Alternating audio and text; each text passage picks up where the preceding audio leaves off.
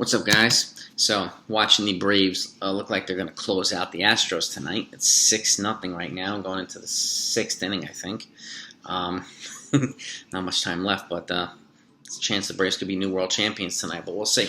But as per request, I want to go over my ideal Yankees lineup for 2022 with or without trades. Because I'm going to give you a couple different scenarios. This is for a request, by request from Ola, one of my more loyal members of the 161 family. So I want to say thank you, and here's to you. So my first scenario is without trades, or on the scenario that they trade Luke Voit, which I don't see him in the lineup either way. So I'm going with the understanding that he's just not there anymore.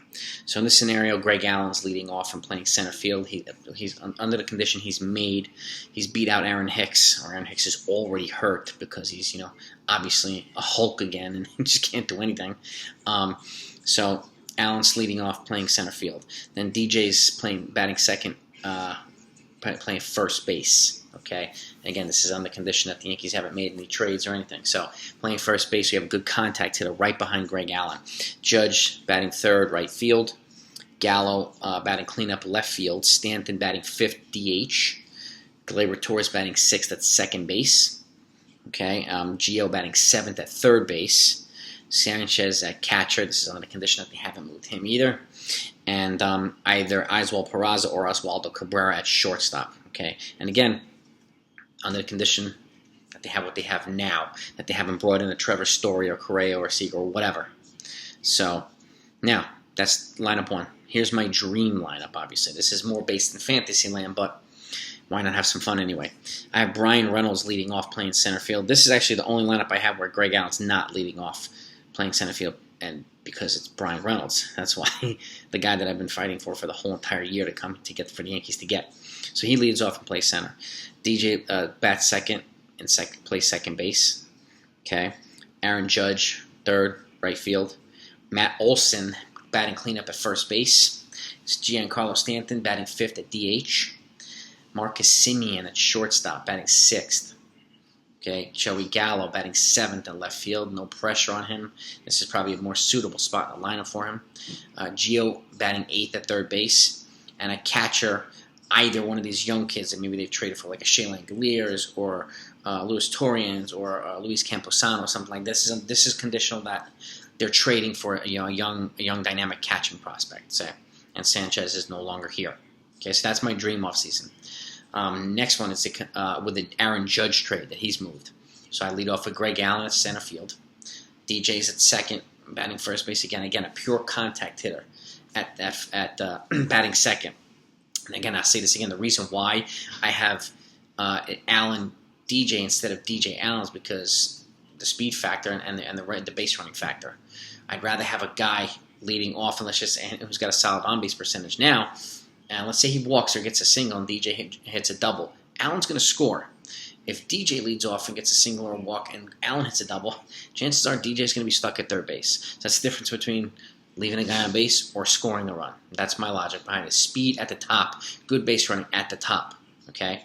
Batting third, replacing Aaron Judge would be Starling Marte, playing right field. Okay. And then Joey Gallo batting cleanup at left field. Stanton DHing, batting fifth. Gleyber Torres batting sixth at second base. Gavin Lux batting seventh at third base. So I'm going with Judge being traded to the Dodgers here. Gary Sanchez batting eighth, catcher, and either Oswald Peraza or Oswaldo Cabrera batting ninth at shortstop. One of the young dynamic Yankees prospects. These guys are more major league ready than Volpe. Now Volpe can get up here at some point, but I don't want to rush him. So. But these are the two, most likely. We still have Trey Sweeney. We have some other guys too, and they're gonna. It looks like they're the front runners to sign Roderick Arias, who's the #1 international prospect right now, and they'll be able to sign him this January. And everybody's saying he's the next comer of Wander Franco. And if that's the case, we're going to be in good shape, especially if you get Volpe to pay maybe a third base or one of these guys to play a second. We're going to have a young, really, really dynamic infield, man. It's going to be ridiculous. So that's with the Judge trade. Next up is with a Gleyber Torres trade. Okay, so Allen's leading off playing center. DJ's batting second at first base.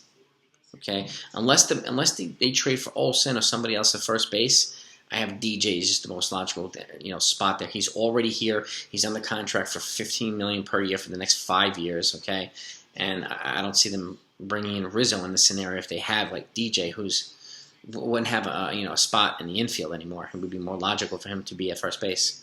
So I have Judge batting third, right field. Marcus Semien, playing second base, replacing Torres, batting cleanup. Giancarlo Stanton, DH, fifth. Joey Gallo, left field, batting sixth. Gio batting seventh at third base. Gary Sanchez batting eighth at catcher. And either Oswald Peraza or Oswaldo Cabrera playing shortstop and batting ninth. And lastly, this is if they trade Joey Gallo. Greg Allen leads off and plays center. DJ batting second but playing second base now. Okay. Judge playing first base. No, I'm sorry. Playing first base. Judge third, playing right field. Stanton cleanup this scenario, batting DH. Gleyber Torres batting fifth, playing second base. Eddie Rosario playing left field, batting sixth. Yes, Eddie Rosario from the Braves. Gio batting seventh at third base. Sanchez batting eighth at catcher. And then again, either Oswaldo Cabrera or Oswald Peraza at shortstop. So we're getting another kind of scrappy type, good base running, a winner type player here who does a lot of the little things and he does them well. And he's a good contact hitter. He's got some power. He plays elite defense in the outfield. So he'd be a logical replacement for Joey Gallo. And again, makes him less reliant on home runs. So these are my lineups. And again, let me know what you think. How would your lineup look like? What would your dream offseason look like, and what would your dream lineup look like? I gave you a bunch of scenarios, and I plugged in the trade proposals that I already have here on the channel. Take a look at them down below if you haven't seen them yet. And by the way, if you like stuff like this and you haven't subscribed yet, make sure you do that right now before you leave and hit that notification so you know exactly what's coming, because I have a bunch of stuff coming too. So, but give me your insight here. All right, let's see what some of your lineups look like. Talk to you next time.